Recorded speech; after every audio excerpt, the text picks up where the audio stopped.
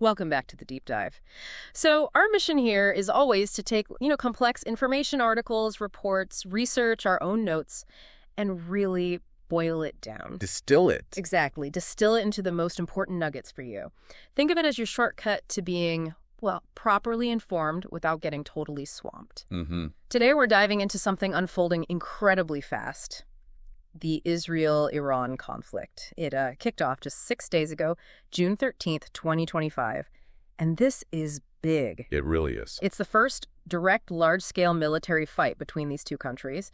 We've pulled together a whole range of sources, news articles, reports, event summaries, to try and get a handle on what's actually happening. Yeah, and it's crucial we say this up front.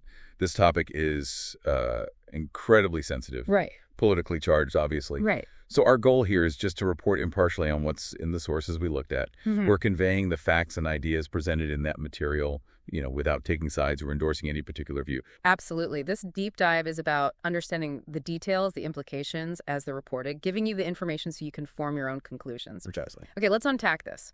The speed of it all has been, well, breathtaking. To get a grip on where this is going, we need to understand where it started. What do the sources point to as the initial trigger? It seems to have properly ignited with Israel's Operation Rising Lion. That was launched on June 13th. Okay. And the sources describe it as a surprise assault.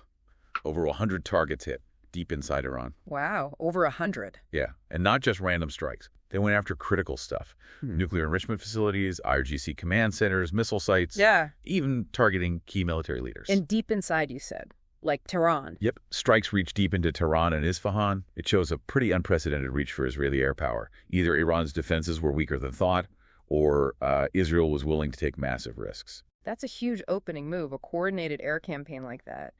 But what really jumped out at me from the reports was this detail about something happening before the main assault. Yes.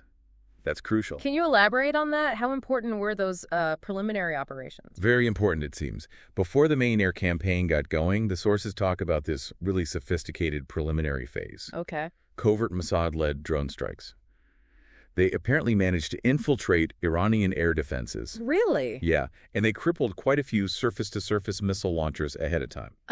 So they cleared the way, essentially. Exactly. So the initial attack wasn't just about brute force, it was strategic, disabling Iran's ability to hit back hard right from the start, before the main assault even landed. That gave Israel a significant tactical edge. Okay, so Israel lands this major, seemingly effective first punch. How did Iran respond, and what was the immediate effect back in Israel, especially given that initial sabotage? Well, Iran did retaliate. They launched waves of ballistic missiles and drones back towards Israel. Right, despite the sabotage. Exactly. Now, Israeli defenses did perform well, intercepting something like 80–90% of them. But some got through. And those caused damage? They did. The sources say they landed in civilian areas. Over 240 wounded, dozens killed. Dozens killed. Yeah.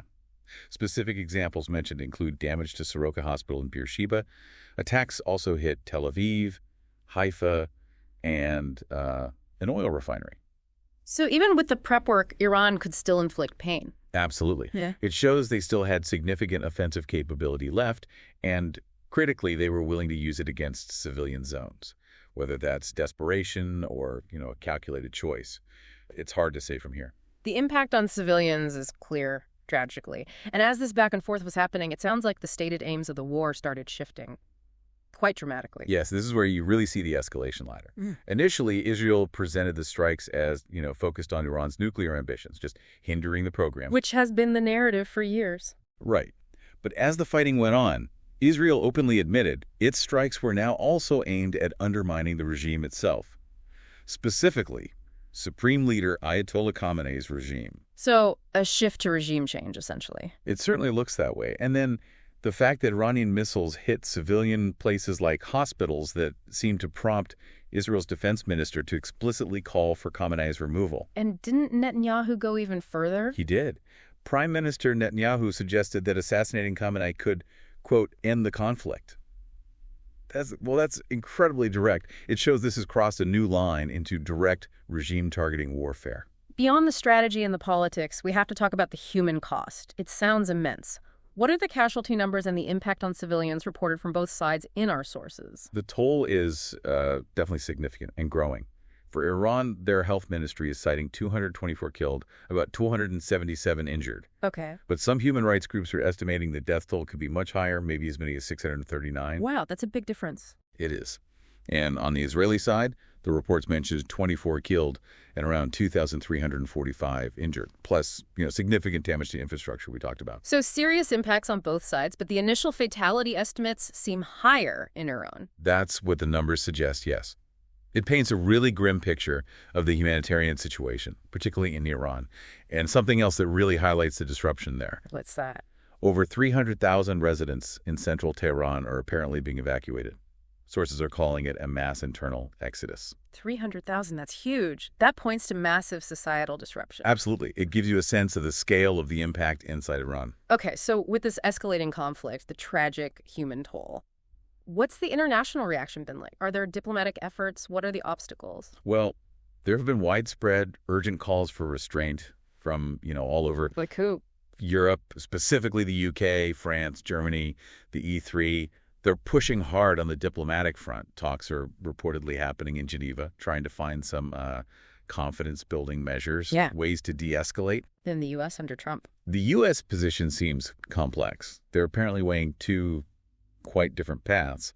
On one hand, direct military action, like hitting uranium targets in Iran. Okay. But at the same time, they're also thinking about a conditional ceasefire if Iran basically gives in. So it's not entirely clear which way they'll jump, kind of contradictory options on the table. Definitely sounds like it. What about others? UN, China, Russia? Calls for restraint from them, too, yeah. The UN, China, Russia, the UK again. Even former leaders like Bill Clinton chimed in, stressing the need to stop civilian casualties. So lots of pressure, but different ideas on how to apply it. A lot of international noise, but maybe not a unified push yet. So turning to what happens next. What do the sources suggest are the immediate dangers or the potential pathways forward? Well, right now there's no clear ceasefire in place. Israeli strikes are apparently continuing, still targeting nuclear sites and regime infrastructure. So the military action hasn't stopped? Not yet. And U.S. involvement is still a real possibility. Trump's team is reportedly prepping military options, but there's no firm commitment made public yet. But diplomacy is still happening? Yes, that diplomatic channel is open. The E3 and Iran are talking in Geneva about de-escalation steps. Okay. But the biggest worry highlighted in the sources is the very high risk of this spilling over into the wider region. Why is that risk so high now? It seems to be fueled by Israel's air dominance, allowing them to strike deep, and this very clear focus now on regime target strikes.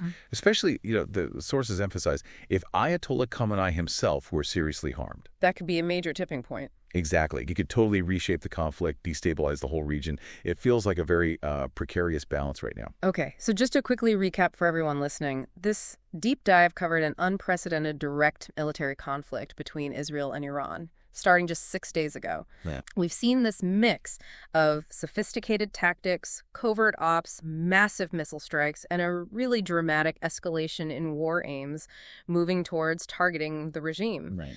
The human cost is sadly mounting on both sides. Casualties, injuries, huge disruption, especially that exodus in Tehran and internationally. Lots of pressure, lots of diplomacy, but also continued military action and big players like the U.S. weighing very different, very potent options.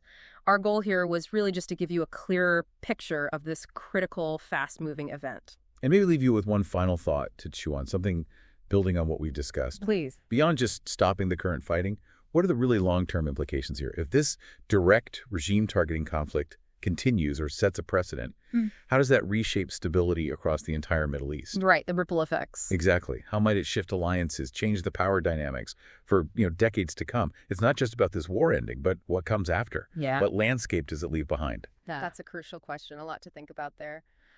Thank you for joining us on this deep dive. We definitely encourage you to keep exploring this, stay informed. It's vital.